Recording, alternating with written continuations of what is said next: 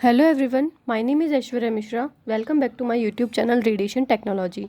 So अभी तक हमारे प्रीवियस वीडियोस में हम पढ़ रहे थे beam modification devices. Beam modification devices के सारे वीडियोस ऑलमोस्ट 7 पार्ट्स उसके आ चुके हैं। वो मेरी प्लेलिस्ट में मैंने ऐड कर दिए हैं मेरे चैनल की प्लेलिस्ट में, तो आप वहाँ से जा कर के देख सकते हैं। तो अब जो हमने पढ़ लिया था what is beam modification device, की बीम मॉडिफिकेशन क्या होता है, उसके लिए कौन से डिवाइसेस हम यूज़ करते हैं, कौन कौन से टाइप की डिवाइसेस होती है। तो हमने 3 टाइप, इसके 4 टाइप होते हैं, हमने 3 टाइप पढ़ चुके थे। अब हमारा जो था लास्ट टाइप आता है बीम मॉडिफिकेशन डिवाइसेस का, वो होता है फ्लैटनिंग। फ्लैटनिंग में क्या आएगा कि फ्लैटनिंग, अब हम देखते हैं कि what is flattening. Flattening filter, सबसे पहले flattening filter is a beam modification device which is used to flatten beams और क्रिएट यूनिफॉर्म रेडिएशन फील्ड। यानी फ्लैटनिंग से आपको पता चल रहा है कि फ्लैटनिंग का मतलब हुआ कुछ फ्लैट करना, ठीक है। फ्लैट यानी उसको समतल करना, ठीक है। तो फ्लैटनिंग फिल्टर एक ऐसी बीम मॉडिफिकेशन डिवाइस है जिसे हम यूज़ करते हैं बीम्स को फ्लैट करने के लिए। फ्लैटन बीम्स मतलब बीम्स को फ्लैट करने के लिए हम उसको यूज़ करते हैं, या फिर क्रिएट यूनिफॉर्म रेडिएशन फील्ड, यानी कि आपको यूनिफॉर्म एक जैसा रेडिएशन फील्ड देना है, तो उसको क्रिएट करने के लिए, उस यूनिफॉर्म रेडिएशन फील्ड को बनाने के लिए हम फ्लैटनिंग फिल्टर का यूज़ करते हैं, ठीक है। It is mainly use in linear accelerators की। सबसे पहली बात तो ये है कि सबसे मेनली जो ये यूज़ होता है वो लीनियर एक्सीलेटर में यूज़ होता है, जिसे हम लीनेक या फिर एल भी कहते हैं, ठीक है। तो हम इसमें लीनियर एक्सीलेटर में यूज़ करते हैं। बट इसमें भी आपको एक इम्पॉर्टेंट बात ये है कि जो लीनियर एक्सीलेटर होता है वो 2 मोड पे काम करता है, photon mode and electron mode, X-ray mode और इलेक्ट्रॉन मोड। तो अपन जो इसको यूज़ करते हैं वो यूज़ करते हैं एक्सरे मोड पर, ठीक है। एक्सरे मोड पर यूज़ करेंगे इसको, ठीक है। ये बहुत ज़रूरी है कि अपन इसमें जब फोटोन से उसको एनर्जी दे रहे हैं, फोटोन से रेडिएशन दे रहे हैं, फोटोन रेडिएशन दे रहे हैं टू ट्रीट द कैंसर, तभी हम इसको यूज़ करते हैं। इलेक्ट्रॉन में हम इसको, इलेक्ट्रॉन मोड में इसको यूज़ नहीं करते हैं, ठीक है। अब देखिए, X-ray intensity is higher at the centre and decreases away from the central axis. कि आपको अब एक बात पता है कि जब भी कोई एनर्जी आती, कोई रेडिएशन बीम इधर आई, तो ये क्या होगी, सेंटर पे तो ज़्यादा होगी, सेंटर पे ज़्यादा होगी, बट जैसे जैसे एजेस पे, जैसे जैसे किनारों पे जाती है ये, वैसे वैसे यहाँ पे कम होती जाती है। डोज फॉल ऑफ हो जाता है। क्या हो जाता है? डोज फॉल ऑफ, यानी जो रेडिएशन डोज है वो किनारों पर जाती जाती कम होती जाती है, और सेंटर पे जो होती है वो ज़्यादा होती है, ठीक है। तो ये आपको एक बात इसमें पेनुम्ब्रा से भी आपको समझ में आता होगा कि पेनुम्ब्रा हो जाता है। पेनुम्ब्रा मतलब क्या होता है कि कोई भी अगर रेडिएशन डोज है वो सेंटर पे ज़्यादा और दूर जाते जाते कम होती है, यानी डोज फॉलो हो रहा है, तो उसको हम कहते हैं पेनुम्ब्रा रीजन। जिस रीजन में डोज फॉलो होता है उसको कहते हैं पेनुम्ब्रा रीजन। तो इसमें यही होता है कि जो रेडिएशन, जो एक्सरे की इंटेंसिटी है, रेडिएशन की जो इंटेंसिटी है वो सेंटर में ज़्यादा है और किनारों पे कम हो रही है। तो इस तरीके से आपको सेंटर पे तो बहुत ज़्यादा रेडिएशन मिल रही है, किनारों पे आपको मिल रही नहीं है, तो आपको यूनिफॉर्म रेडिएशन डोज चाहिए कि यहाँ पे भी कम, यहाँ पे भी उतनी ही मिलनी चाहिए जितनी किनारों पे मिल रही है, फिर किनारों पे उतनी मिलनी चाहिए जहाँ पे ये मिल रही है, ठीक है। इसके अलावा लीनियर में, लीनेक में क्यों होता है, क्योंकि यहाँ पे पॉली एनर्जेटिक रेडिएशन बीम्स होती है कि अलग अलग एनर्जी की रेडिएशन बीम होगी। तो इसमें क्या होगा कि जब किनारों पर जाएगी ज़्यादा, तो यहाँ पर काफ़ी ज़्यादा एनर्जी लग जाएगी। तो ये काफ़ी ज़्यादा एनर्जी होने के कारण इसका जो आइसोडोज का वो जो होता है ना, वो हॉर्नी हो जाता है इस टाइप से, कि यहाँ पे एक सिंक जैसी ज्योति स्ट्रक्चर हमको मिलती है, ठीक है। तो अब आपको पता है कि जब ये इस टाइप की स्ट्रक्चर मिल रही है आपको, जो नॉर्मली आइसोडोज का यूँ होता है और रेडिएशन उसका लीनियर एक्सीलेटर का यूँ होने लग जाता है, ठीक है। तो इस चीज़ को समतल करने के लिए, इस आइसोडोज कर्व को समतल करने के लिए हम एक डिवाइस यूज़ करते हैं जिसे हम कहते हैं फ्लैटनिंग फिल्टर। इसमें क्या होता है, ये टेपर एट द एंड पे पतला होता है और जो बीच में से मोटा होता है, ठीक है। तो यहाँ पे ज़्यादा रेडिएशन जाएगी यहाँ पर, और यहाँ पे कम रेडिएशन जाएगी, क्योंकि यहाँ पर ये थिक है, मोटा है, तो ये रेडिएशन को यहाँ पे एब्जॉर्ब कर लेगा, और यहाँ पे जो रेडिएशन आएगी वो इक्वल आएगी इसके, ठीक है। तो ये होता है इसका यूज़ फ्लैटनिंग फिल्टर का। कि क्या होता है, एक्सरे इंटेंसिटी जो होती है सेंटर पे ज़्यादा होती है, पेरीफेरी पे कम होती जाती है। उस चीज़ को समतल करने के लिए, उस रेडिएशन बीम को फ्लैट करने के लिए आपने यूज़ कर लिया है फ्लैटनिंग फिल्टर। फ्लैटनिंग फिल्टर की ये स्ट्रक्चर क्या होगी, बीच में से मोटी होगी और कोनों पे से पतली होगी, ठीक है, ताकि रेडिएशन जो होती है वो सारे पार्ट्स में बिल्कुल इक्वल लगे, बिल्कुल यूनिफॉर्म लगे। तो आपको पता चल गया what is radiation field, radiation flattening filter, ठीक है।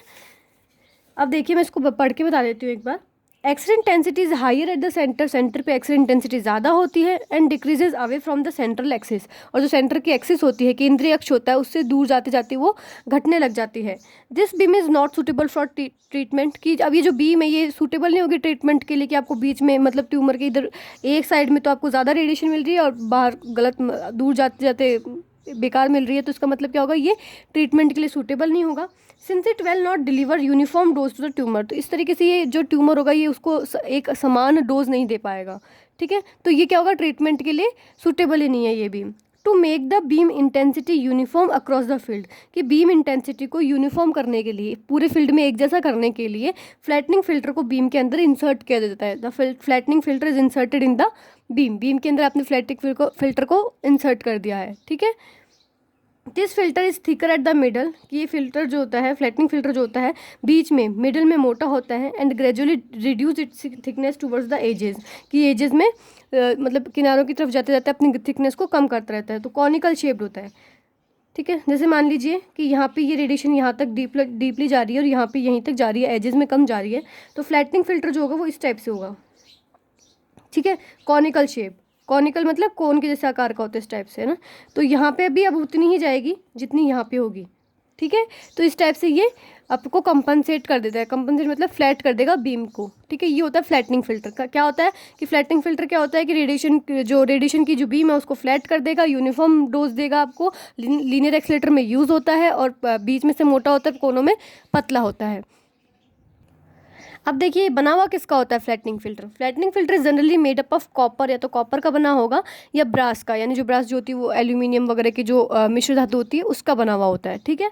इसके अलावा flattening filter can provide uniform radiation dose, की जो फ्लैटनिंग फिल्टर है हमको यूनिफॉर्म रेडिएशन डोज तो दे सकता है, लेकिन इसके साथ साथ डोज रेट को कम भी कर देता है, कि रेडिएशन की जो इंटेंसिटी उसको डोज रेट को जो होता है कम कर देता है, ठीक है। तो आजकल हमने क्या किया है कि डोज भी उतनी ही लगे और यूनिफॉर्म भी लगे, उस चीज़ के लिए हमने क्या किया है कि जो लीनियर एक्सीलेटर है वो flattening filter free triple left linear accelerator हम लोगों ने निकाल दिए, कि डोज रेट भी उतनी ही रहे और यूनिफॉर्म भी मिले डोज, ठीक है। तो उसमें क्या होता है कि जो अब आप बोलोगे कि जब आपने फ्लैटनिंग फिल्टर फ्री लगा दिया है तो फिर आप वो जो सेंटर पे जो रेडिएशन ज़्यादा लग रही थी उसका क्या होगा, वो जो सेंटर पे रेडिएशन है जो फॉरवर्ड पीक, उसको क्या कहते हैं, फॉरवर्ड पीक कहा जाता है। तो उसको मैनिपुलेट किसके द्वारा किया जाता है, IMRT सॉफ्टवेयर सेटअप, ठीक है। जो IMRT में हम सॉफ्टवेयर सेटअप यूज़ करते हैं ना, उसकी उस सॉफ्टवेयर सेटअप के साथ में आप इस पीक को भी कम कर सकते हो, ठीक है। तो आपको फ्लैटनिंग फिल्टर की ज़रूरत ही नहीं होगी। जब फ्लैटनिंग फिल्टर की ज़रूरत नहीं होगी तो आपकी डोज रेट भी कम नहीं होगी और साथ के साथ यूनिफॉर्म रेडिएशन डोज भी आपको मिल रही है, ठीक है। तो आजकल पहले हम इसको यूज़ करते थे फ्लैटनिंग फिल्टर को, बट जो अब नई मशीन्स आ रही है लीनियर एक्सीलेटर की वो FFF आ रही है, यानी फ्लैटनिंग फिल्टर फ्री आ रही है। ये आपको एक बार के लिए ध्यान में रखना है, बिकॉज ये अपने रेडिएशन फील्ड में थोड़ा नया है, इस नाम को ध्यान रखना है कि flattening filter free linear accelerator क्या होता है, FFF लीनियर एक्सीलेटर क्या होता है, ठीक है। इसमें फ्लैटनिंग फिल्टर यूज़ नहीं करते, IMRT जो सॉफ्टवेयर सेटअप है उसके द्वारा आप रेडिएशन को इक्वल करते हो, ठीक है। ये होता है फ्लैटनिंग फिल्टर। अब जो आता है नेक्स्ट आता है बोलस, ठीक है। अब आपने फ्लैटनिंग फिल्टर देख लिया क्या होता है। अब बोलस में क्या होता है, bolus is used to flatten an irregular skin surface और fill up an air cavity so that the beam is normal to the flat surface. कि मतलब क्या होता है कि जो अपनी इरेगुलर स्किन सरफेस होती है, कि जैसे कि यहाँ से मोटी है, यहाँ से मोटी, यहाँ से पतली है, या फिर कभी कभी क्या होता है जैसे कि कोई एक एयर कैविटी आ जाती है। मान लीजिए आपने जैसे अपने फेस पे मान लो आपने सर्जरी कराई हुई है, ठीक है, एक गाल की सर्जरी कराई हुई है, तो वहाँ पे एक एयर कैविटी बन जाती है। उस चीज़ को कवर करने के लिए आप एक चीज़ रखते हो, ठीक है। एक आपने एक फ्लैट सी सरफेस रख दी है जिससे कि आपकी जो बीम होगी वो बिल्कुल फ्लैट आएगी आपके स्किन के ऊपर, ठीक है। इस चीज़ को हम कह रहे हैं बोलस, ठीक है। जब आपकी कोई इरेगुलर स्किन सरफेस है या फिर आपको कोई अपनी इंजरी करवाई तो एक एयर कैविटी बन गई है, तो उस जगह बीम को नॉर्मल लाने के लिए, यूनिफॉर्म लाने के लिए आपने एक और चीज़ उसके ऊपर रख दी है, ठीक है। इसे कहते हैं बोलस। ऐसा आप बोलोगे कि मैम अब हमने ऐसा पहले भी पढ़ा है, ठीक है। वो अपन ने पढ़ा था टिश्यू कंपनसेटर, कि आप उसको कंपनसेट करते हो इरेगुलर स्किन सरफेस को। बट बोलस और इरेगुलर बोलस और कंपनसेटर में क्या अंतर है कि बोलस को आपने स्किन के सरफेस के ऊपर रखा है, जैसे स्किन है इसके ऊपर रखा है, और कंपनसेटर में आपने पढ़ा था कि उसको रखना कितना पड़ता है, 20 सेंटीमीटर या फिर 15 सेंटीमीटर आपको ऊपर रखना पड़ता है स्किन के, ठीक है। तो बोलस में क्या हो रहा है कि आपको पता चल गया कि आपको इसमें भी बीम को क्या फ्लैट करना है। Bolus is a tissue equivalent material. Tissue equivalent मतलब टिश्यू यानी उत्तक, इक्विवेलेंट मतलब समान, उत्तक के समान पदार्थ होता है, जैसे कि जो कि use to reduce the depth of the maximum dose, जो कि यूज़ किस लिए किया जाता है, मैक्सिमम डोज की डेप्थ को कम करने के लिए। इसको मैं आपको समझाती हूँ कि मान लीजिए एक ये स्किन सरफेस है, ठीक है। यहाँ पे अगर आपने कोई रेडिएशन दे रहे हैं तो इसको जो इसकी मैक्सिमम डोज जो आ रही है वो यहाँ पे आ रही है, ठीक है। ये जो पॉइंट है यहाँ पे आपको मैक्सिमम डोज मिल रही है, इसको कह दी हमने डी मैक्स। अगर अब आपने इसके ऊपर लगा दिया है, क्योंकि ये इतनी मतलब ये एक्स डिस्टेंस को, एक्स थिकनेस को, एक्स डिस्टेंस को कवर करने के बाद में इस पॉइंट पे आपको मैक्सिमम डोज दे पा रहा है। अब आपने क्या किया है, यही स्किन सरफेस है, अब आपने इसके ऊपर लगा दिया एक बोलस, ठीक है।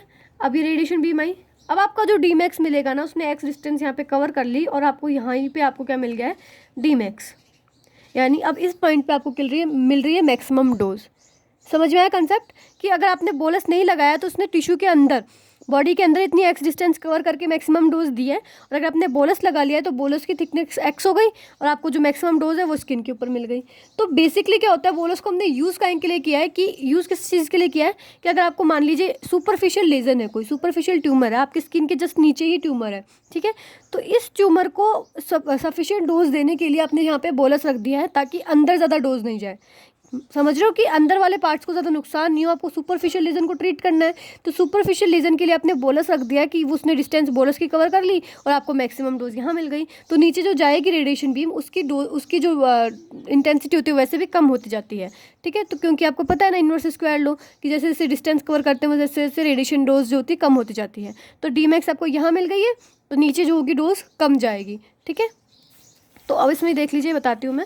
Bolus is a tissue equivalent material use to reduce the depth of the maximum dose. समझ में आया कि मैक्सिमम डोज की डेप्थ कैसे कम करी इसने। When adequate thickness of bolus layer is kept on the skin surface, कि स्किन सरफेस के ऊपर आपने पर्याप्त मोटाई का बोलस रख दिया है, ठीक है। The Dmax occurs at the skin level, अगर आपने पर्याप्त मोटाई का रखा है तो जो डीमैक्स है यानी जो मैक्सिमम डोज है वो आपको स्किन के लेवल पे मिल जाएगी। And the skin gets higher dose, और उससे क्या होगा कि स्किन को ज़्यादा डोज मिलेगी, ठीक है। This is termed as build up bolus, इसे कहते हैं बिल्ड अप बोलस, कि पहले इस डिस्टेंस पे आपको मैक्सिमम डोज मिल रही थी और इसने अब यहाँ पे स्किन पे लिया है, तो उसको क्या बिल्ड अप, इसने बढ़ा दिया, बिल्ड अप बोलस कहा जाता है इस सिचुएशन को। So bolus can be used for superficial lesions, कि जो सुपरफिशियल लेजन्स होते हैं उसके लिए हम इसको यूज़ कर सकते हैं। तो बोलस के आपको दो काम पता चल चुके हैं, कि एक तो अगर इर्रेगुलर स्किन सरफेस है वहाँ पे इक्वल यूनिफॉर्म डोज देने के लिए आप बोलस को यूज़ कर सकते हैं, या फिर अगर आप मान लीजिए आपको डीमैक्स कम करना है, यानी सुपरफिशियल लेजन्स को, सुपरफिशियल लेजन यानी सुपरफिशियल ट्यूमर्स को ट्रीट करना है, तो भी आप बोलस को यूज़ कर सकते हैं, ठीक है। समझ में आया। अब properties of an ideal bolus, कि बोलस है उसके आदर्श गुण कैसे होंगे, कि कैसा होना चाहिए बोलस। सबसे इंपॉर्टेंट अपन बोले जा रहे हैं tissue equivalent material, tissue equivalent material, तो टिश्यू के समान क्या होना चाहिए, टिश्यू के समान उसकी इलेक्ट्रॉन डेंसिटी होनी चाहिए, कि पर ग्राम में कितने इलेक्ट्रॉन है, जितने टिश्यू में होने चाहिए उतने ही इसके अंदर होने चाहिए, ठीक है। तो same electron density as tissue material. इसके अलावा pliable to confirm the surface, कि प्लाएबल यानी ये मोड़ने वाला, मतलब प्लाएबल का मतलब क्या होता है, आघातवर्धनीय, मतलब वैसा होना चाहिए कि सरफेस की मतलब सरफेस की शेप ले लिए, किसी भी शेप का बन सके, ये किसी भी साइज़ का किसी भी शेप का बन सके, मोड़ा जा सके उसको, जैसे भी है वो स्किन जैसे स्किन पे रखी उसी का उसने रूप ले लिया, तो प्लाएबल होना चाहिए, ठीक है। तो इससे ये होता है बोलस, कि क्यों यूज़ करते हैं, क्या कैसे यूज़ करते हैं, पता चल गया क्या इसके गुण होते हैं। अभी किस चीज़ का बना हुआ होता है, अब देखिए कि commonly bolus, commonly use material to make bolus, के कभी कभी क्या होता है आपको इंसिडेंटली बनाना पड़ता है बॉलस को, तो अपन कैसे बनाते हैं, कॉटन सोक्ड विद वाटर, की कुछ कॉटन होती है, ठीक है, कॉटन को आपने वाटर के साथ सोक करा और उसको टिश्यू के ऊपर रख दिया, तो क्या हो जाएगा, थोड़ा सा उसकी डेप्थ मिल जाएगी, ठीक है। इसके अलावा पैराफिन वैक्स का बना हुआ होता है। Mix D material, mix D material क्या होता है, इसको आपको ध्यान रखना है, ये इंपॉर्टेंट है, इसका आपको पूछा जा सकता है, कंपोजिशन भी पूछा जा सकता है, जो अगर आप बीआरटी के हैं तो उसमें एमसीक्यूज जो आते हैं उसके अंदर पूछा हुआ है एक बार। वैक्स पॉलीथाइलिन और मैग्नीशियम ऑक्साइड का बना होता है। रबर का आप इसको बना सकते हो। स्पाइरस बॉलस किसको कहते हैं, राइस फ्लोर, चावल के आटा प्लस सोडियम बाइकार्बोनेट, इससे मिलकर बनाएंगे तो इसको कहते हैं स्पाइरस बोलस। तो ये होते हैं नॉर्मली कॉमनली यूज मटेरियल होते हैं बोलस बनाने के लिए। इसके अलावा इसके कमर्शियल मटेरियल्स भी होते हैं, तो उनको क्या कहते हैं, एक तो होता है सुपर फ्लैब मटेरियल, जो किसका बना होता है, सिंथेटिक ऑयल जेल का। सुपर फ्लैब मटेरियल होता है, मोटा होता है, डिफॉर्मेशन नहीं होता, इलास्टिक डिफॉर्मेशन नहीं होता, कि मतलब आपने उसको खींच लिया तो उसमें विकृति आ गई, तो इलास्टिक डिफॉर्मेशन इसके अंदर बिल्कुल भी नहीं होता। सिंथेटिक ऑयल जेल का ये बना हुआ रहता है। Super stuff gelatin like material होता है, और बॉल शीट ये प्लास्टिक शीट के जैसा होता है बिल्कुल, ठीक है। तो आपको ये याद रखना है, इनका नाम याद रखना है कि कौन कौन से कमर्शियल मटेरियल होते हैं और कौन से कॉमनली यूज मटेरियल्स होते हैं, ठीक है। ये आपको नाम याद रखने होंगे। अब आपको पता लग गया कि किस किस मटेरियल का बना होता है। अब इसमें एक और चीज़ होती है कि the thickness of the bolus की जो थिकनेस होती है वो रेडिएशन की जो एनर्जी होती है उसके अकॉर्डिंग अलग अलग होती है ऑब्वियसली, कि जितनी ज़्यादा रेडिएशन होगी उतनी ज़्यादा आपको थिकनेस चाहिए होगी, ठीक है, क्योंकि जितनी ज़्यादा एनर्जी होगी उतनी ज़्यादा नीचे भेज सकता है, पेनेट्रेटिंग पावर उसकी उतनी ज़्यादा होती है। तो आपको जितनी ज़्यादा रेडिएशन होगी उतनी ज़्यादा थिकनेस चाहिए होगी। तो रेडिएशन की एनर्जी के अकॉर्डिंग अपन ने इसकी थिकनेस कुछ इस तरीके से डिसाइड कर रखी है, वेरिएबल भी हो सकती है कई जगह। कोबाल्ट 60 में 2 to 3 mm, 6 MV में 7 से 8 mm, 10 MV में 12 से 14 और 25 में 18 से 20, ठीक है। तो ये कुछ डाटाज है, इनको आपको याद रखने पड़ेंगे। लेकिन आपको एक चीज़ जो कॉमन है वो देखिए कि जैसे जैसे रेडिएशन की एनर्जी बढ़ती जा रही है वैसे वैसे जो थिकनेस होती है बोलस की वो भी बढ़ती जा रही है, ठीक है। तो इस तरीके से अपन बोलस को यूज़ करते हैं। पता चल गया है क्या बोलस क्या होता है, क्यों यूज़ करते हैं, क्या इसकी प्रॉपर्टीज़ होती है, किस मटेरियल का बना होता है, क्या इसकी थिकनेस होती है। तो अभी तक हम लोग जो हो चुके हैं BMD को कंप्लीट कर चुके हैं। जो बीम मॉडिफिकेशन डिवाइस थी वो हम कंप्लीट कर चुके हैं। इसके 4 टाइप देख लेते हैं हमने। शील्डिंग देख लिया। शील्डिंग में हमने क्या क्या पढ़ा था, ब्लॉक्स पढ़े थे, custom block, standard block, independent जो, मल्टीलीफ कॉलीमीटर। इसके अलावा फिर हमने देखा था कंपनसेशन में हम कंपनसेटर देख चुके थे। इसके अलावा फिर हमने वेज फिल्टर्स देखे हैं और उसके बाद में फ्लैटनिंग डिवाइसेस देखी है जिसमें हमने 2 पढ़ा है, बोलस एंड फ्लैटनिंग फिल्टर। तो अब हमारा BMD जो बीम मॉडिफिकेशन डिवाइस का जो टॉपिक है वो यहाँ पे कंप्लीट होता है। आई होप आप लोगों को समझ में आया होगा। और अगर आपको BMD से कोई भी रिलेटेड कोई भी अगर आपको डाउट है या क्वेरी है या क्वेश्चन है तो आप मुझसे कमेंट सेक्शन में कमेंट करके पूछ सकते हैं। अगर आपने मेरे चैनल को सब्सक्राइब नहीं किया है तो please subscribe it and thanks for watching.